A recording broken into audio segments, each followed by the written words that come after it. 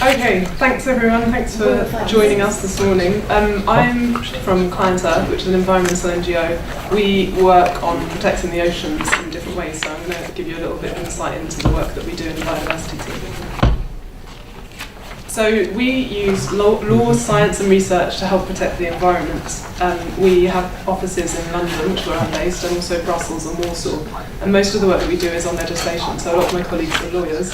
And the work that I do is using kind of different tools outside where there isn't enough law or none at all even. So we have different programs in Client Earth. We work on forests, so for example on community rights and things like preventing illegal timber coming into the EU. We have a climate and energy team making sure that the air we breathe is good for us. And we have a wildlife team that protects our ecosystems and forests. So I'm going to give you a little bit more information about the biodiversity team, which is what I work on, which is where all the oceans work happens. I should probably introduce myself as well. I'm Katie Miller. I lead on the Sustainable Seafood project within the biodiversity team.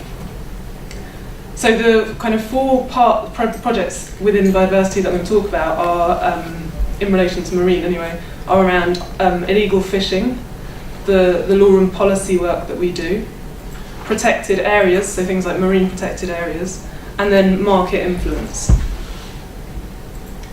Hopefully I'm going to give it in the context of technology and some things that you guys are trying to resolve, and if you have questions at the end, I'll be happy to take them.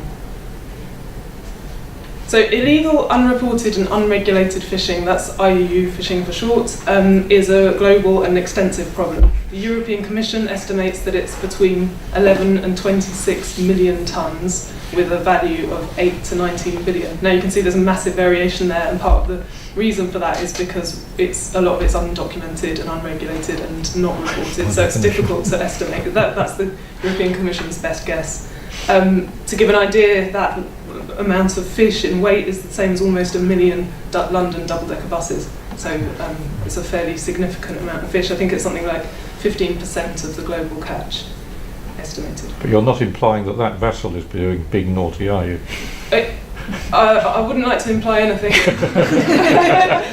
It doesn't look at its best though, does it? So there are consequences for IUU fishing, and things like it makes it very difficult for scientists to estimate how many fish are in the sea. Already that's quite a difficult task because you can't see them, you can't just count them. But if there are lots of fish that are not getting recorded, then it's difficult to estimate what the stock size really is.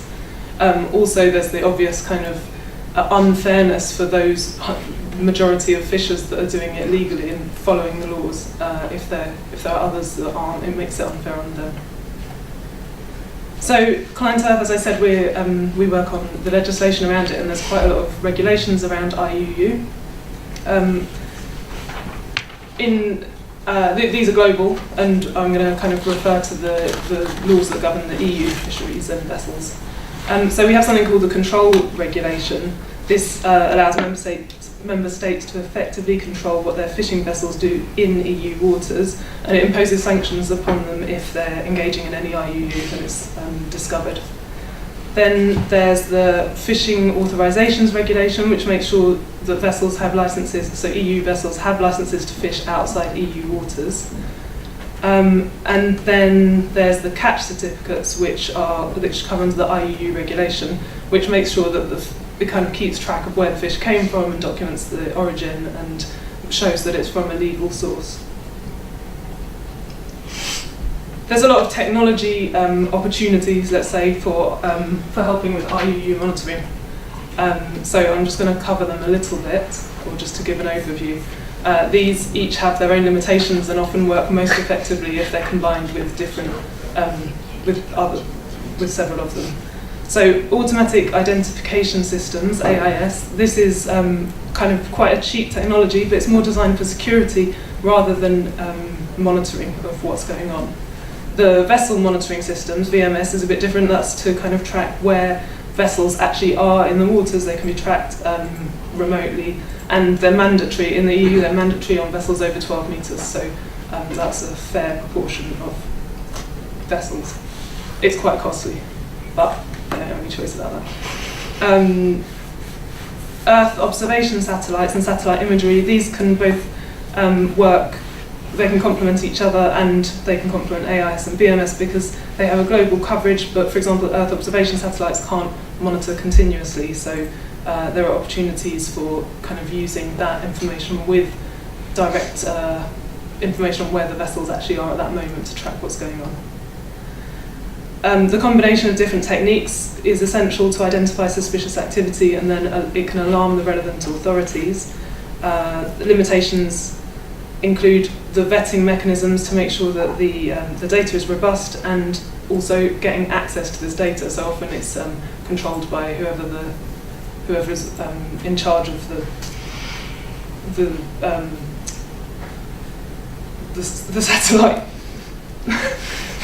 Suddenly went blank. Sorry about that. What, is that are you talking about flag state responsibility here? Yeah. Okay, right, fine, good. So, I'll move on to some of the work that the fisheries team do. So we work, the Common Fisheries Policy is the main legislation around fisheries in the EU. It's reviewed every 10 years, and we worked on the review to make sure that it's kind of robust and also now that it's properly implemented.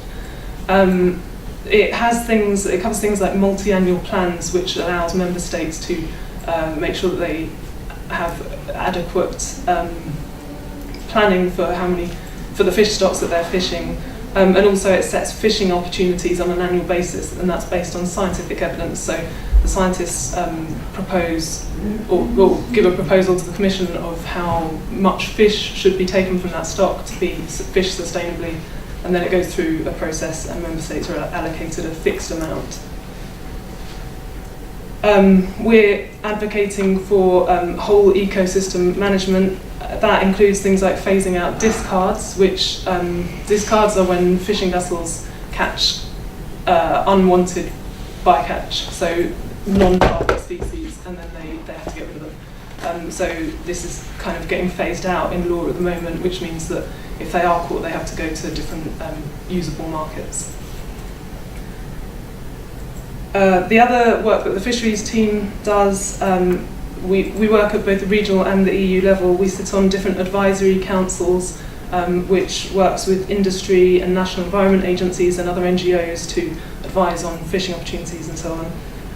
And we work on the implementation to make sure that the CFP, the Common Fisheries Policy, is being implemented effectively in the UK and doesn't conflict with other kind of technical measures. We have a wildlife project which works on protected areas, and that includes marine protected areas. Is that still EU or is this global now, or UK? We work mainly on EU legislation, and okay. in relation, the example I'm going to give is the UK example. Okay, thank you. So the legislation that covers this is something called the EU Habitats and the Birds Directives. These cover different provisions to protect either particular species or particular habitats. So we argue for strict interpretation of the criteria for designation based on science. The protected areas need to have good management, and they don't exclude fishing, but if there is evidence that fishing is having a negative impact on the environment, or that there isn't enough evidence to show that it's not, so if there's uncertainty, then we try and fight for strict protection. So, for example, harbour porpoises can be affected by fishing gear, and we would fight for them to be able to breed and feed and so on without disturbance. The Sustainable Seafood Coalition is part of the project that I lead on, which is working with the market. So we work with the UK supply chain on areas particularly where there isn't either any or what we consider to be insufficient legislation.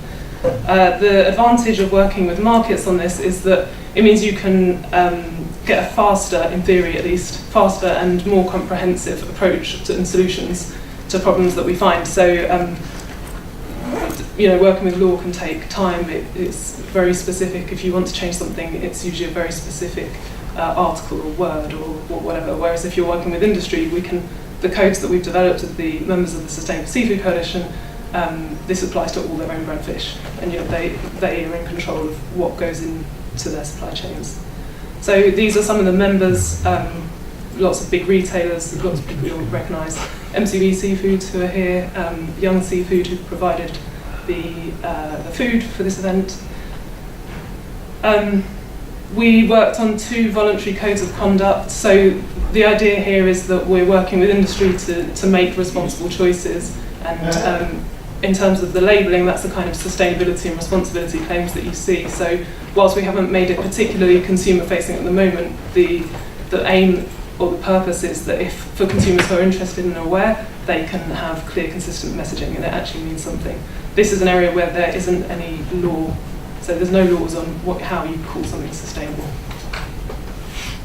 That's a kind of short overview of what we do. There's lots of opportunities in all of the fisheries work that we do for improved technology to help with data gathering, consistent data, clarity, and I think Emily Penn yesterday mentioned how kind of good apps can result in much more robust, credible sort of citizen science. So I think there's a lot to be said for good technology coming out of this, and I really hope that some of the solutions that we find this weekend will go away to helping what we do here. Thanks. Thank you.